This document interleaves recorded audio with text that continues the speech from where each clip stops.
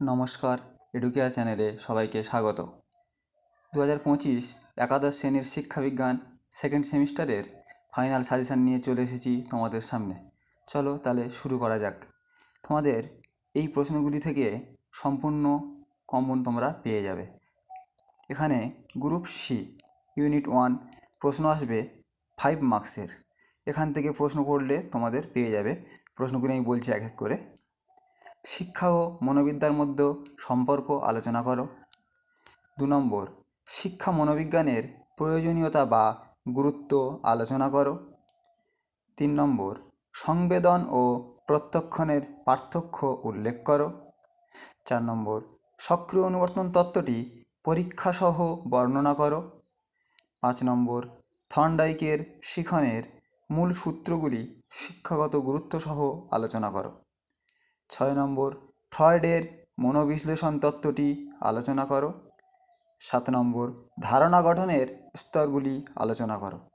এবার আমরা চলে যাব ইউনিট 2, যেখানে তোমাদের প্রশ্ন আসবে 10 মার্কস। এখানে প্রথম প্রশ্ন কি বলছে না, বৃদ্ধি কাকে বলে, বিকাশের বৈশিষ্ট্যগুলি লেখো। 2 নম্বর, বৃদ্ধি ও বিকাশের পার্থক্য লেখো।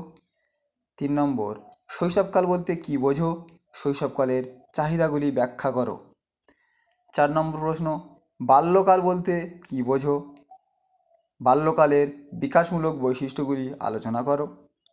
5 নম্বর প্রশ্ন, কৈশোরকাল বলতে কী বোঝো, কৈশোরকালের বিকাশমূলক বৈশিষ্ট্যগুলি আলোচনা করো। নেক্সট প্রশ্ন, শিশুর বিকাশে বংশগতি ও পরিবেশের ভূমিকা আলোচনা করো। 7 নম্বর প্রশ্ন, প্রাথমিক শিক্ষার বাস্তবায়নে বিভিন্ন সমস্যা ও সমাধানের উপায় উল্লেখ করো।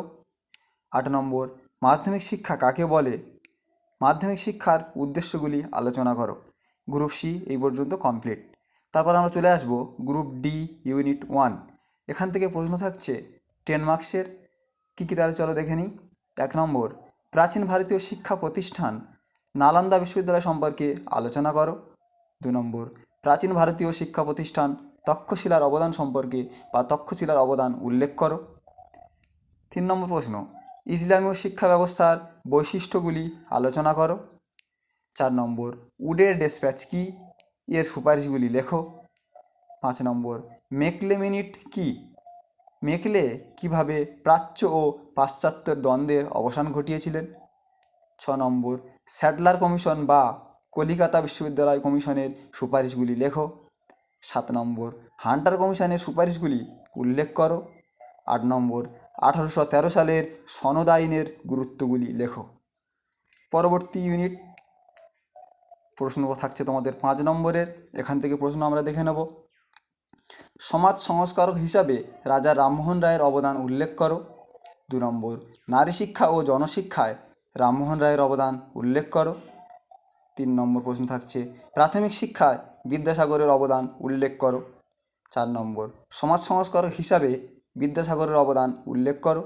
5 নম্বর, নারী শিক্ষা ও জনশিক্ষায় বিদ্যাসাগরের অবদান উল্লেখ করো। শেষ প্রশ্ন থাকছে নারীদের শিক্ষায় বেগম রোকেয়ার অবদান উল্লেখ করো। ধন্যবাদ।